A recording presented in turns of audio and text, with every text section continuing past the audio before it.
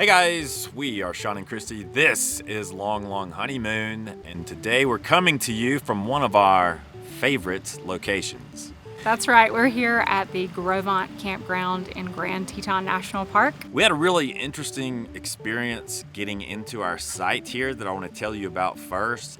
We arrived and we're in the process of backing into the site when suddenly 3 large bull moose walked right through our site.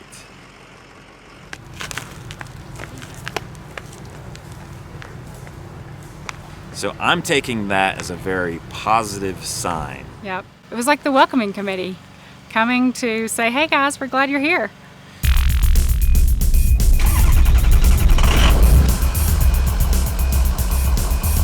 For the past few weeks, we've been traveling west, and in this video, we want to tell you about a really cool dispersed camping area that we camped at in South Dakota. This place is located not far from the famous Wall Drug. When you're at Wall Drug, you're really only about 7 miles from this dispersed camping area. It's really just north of the entrance to Badlands National Park. You have a view of the Badlands, but you're not in the park. The name of the area is Buffalo Gap National Grasslands. We found this area through Campendium.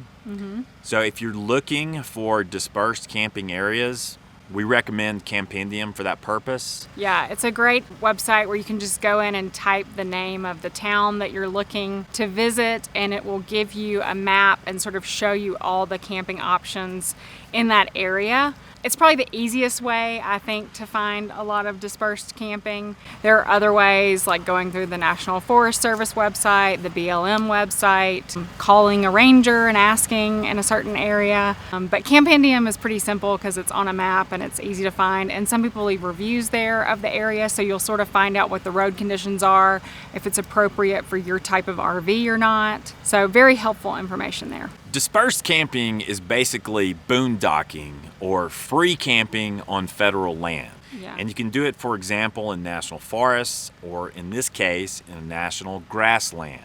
First of all, you need to know where to find the locations to do this, because certain areas are designated as dispersed camping areas. Secondly, you need to make sure you're able to get there. These areas are usually pretty raw and unfinished. So in this case, there were a couple of little gravel roads basically that wind out to a cliff edge overlooking a really unique, beautiful South Dakota view.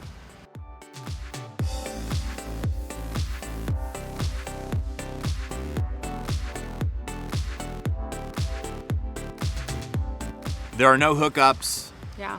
Don't expect power, water, or sewer, or even a dump station. Yeah, there are no services in these types of areas, so there's no trash disposal, there are no vault toilets or that sort of thing.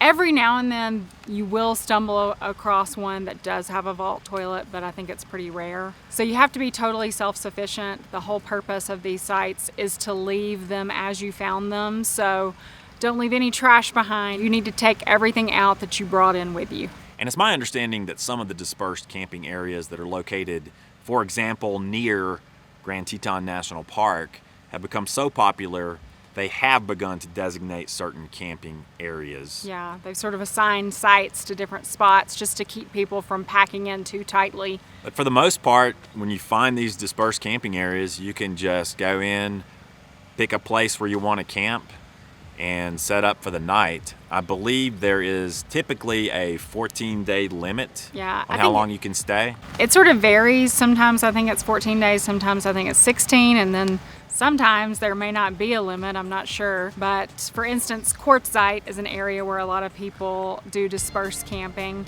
and you basically have to register, you stay 14 days, and then you can move to another location and register again for 14 days. I think they're just trying to keep people from staying in one spot for too long. You know, I think for a lot of people, dispersed camping is sort of the best of RV travel. Yeah. I personally really love the feeling of finding these places and being out there, being on an island, so to speak, being completely self-sufficient. Quite often you're taking in the best scenic views. You're really getting close to nature when you do this kind of camping. And you know, we really enjoyed this spot in South Dakota and would highly recommend it.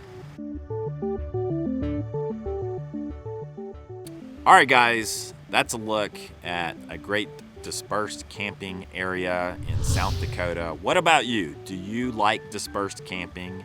If so, do you have any cool areas that you can share with our community? Yeah, so if you've got a favorite spot that you love that you would highly recommend, leave it down in the comments below and we might just visit it and do a video on it. Until next time, thanks for tuning in. We will continue to roam about the West and Northwest for the next several years.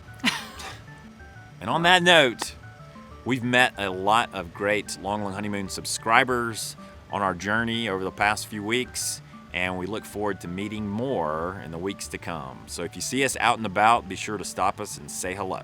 Yeah, it's great for us to meet you and sort of put faces with screen names. It sort of brings our audience to life for us. So it's really fun to meet you guys out on the road. If you guys enjoyed this video, please give it a thumbs up. If you haven't yet, please click that subscribe button down below. If you want to be notified every time we post a new video, click the bell icon next to the subscribe button so you never miss our fresh content. And until next time, what do we say? Aloha. Was this your first time in the United States? Yep, my first time in the United States, and it's the furthest place I've ever been to, like away from Malaysia. Yeah, it's very far. Yep, very far. Yeah, very different. I was actually afraid like I couldn't blend into like the culture and the people here because I know like there are a lot of differences between like Asian and Western cultures. Sure. But yeah, the people here are really welcoming, and I feel like home here. I don't feel homesick at all. Great. Yeah. That's wonderful. Yes, I'm thankful to have met such wonderful people here.